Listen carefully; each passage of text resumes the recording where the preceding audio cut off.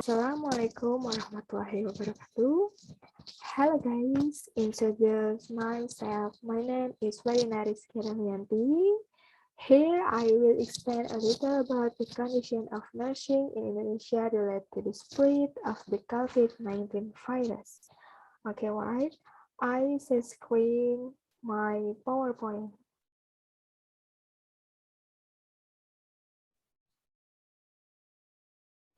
Okay, next. Currently, we can see the impact on society caused by the spread of the COVID-19 virus, especially on health workers. The condition of nurses in Indonesia who are in charge of treating COVID-19 patients is currently at the level exhaustion. Because, in addition to the number of people who were infected and died, many nurses were infected and even died. The COVID-19 pandemic in Indonesia has resulted in a very heavy burden on the healthcare system in the country, including health workers. The most visible risk is the safety aspect of health workers, especially those on the front lines who are very vulnerable to being exposed to COVID-19 and thus at risk of threatening life safety. It has been recorded that more than 100 doctors and hundreds of other medical personnel have died due to being infected with COVID-19 while carrying out health service duties. Apart from the aspect of safety and protection from infection, another risk that has the potential to affect the quality of life and productivity of our medical service is the mental health aspect, including the risk of burnout syndrome or mental fatigue. Health workers have the potential to be exposed to very high level of stress, but there are no rules or policies that can protect them in terms of mental health.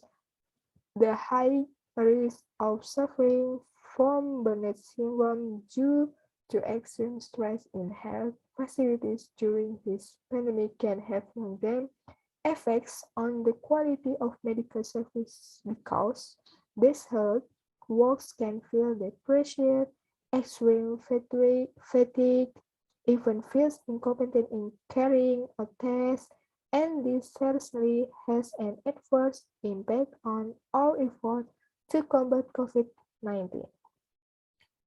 Before the COVID-19 pandemic spread, nurses in Indonesia were indeed seen as always at the back of the game, tending to have minimal attention from the public and the government, and often receive negative stigma and misunderstanding related to their profession. The presence of the COVID-19 pandemic has indeed caused a series of challenges and heavy work for nurses. They are also in a very vulnerable position to be exposed to this dangerous virus because of the very high intensity of their contact with infected patients. However, on the other hand, there is one positive impact or lesson that might be taken, namely that the nursing profession has received wide attention from the public and the government. At least, this is illustrated by the many positive comments and things said by the public in the midst of the pandemic situation to the nurse. One of the most important research and must ensure the existence, well-being, and eligibility of work is the nurse. Nurse playing an important role in health promotion, disease prevention, and providing care in emergency, and will be key to achieving universal health coverage. Government and all related parties need to pay attention to this. Okay. Uh, a recent study conducted by the Master of Occupational Medicine Study Program, Faculty of Medicine, University of Indonesia revealed how medical workers experience very high level of stress that have an impact on their quality of life. This is known as burnout syndrome or mental fatigue. According to the research team leader, who is also an occupational doctor, Dewi Sumarko, studies show that as many as 83% of health workers in Indonesia experience the burnout syndrome. He is also quite worried about all the long-term effects that can be caused with these mental health problems. Some of the long-term effects that can arise from burnout syndrome include depression, extreme fatigue, and even feeling less competent in carrying out tasks. Of course, this can have an impact on the quality of medical service related to efforts to combat COVID-19, he said at a virtual press conference on September 4, 2020.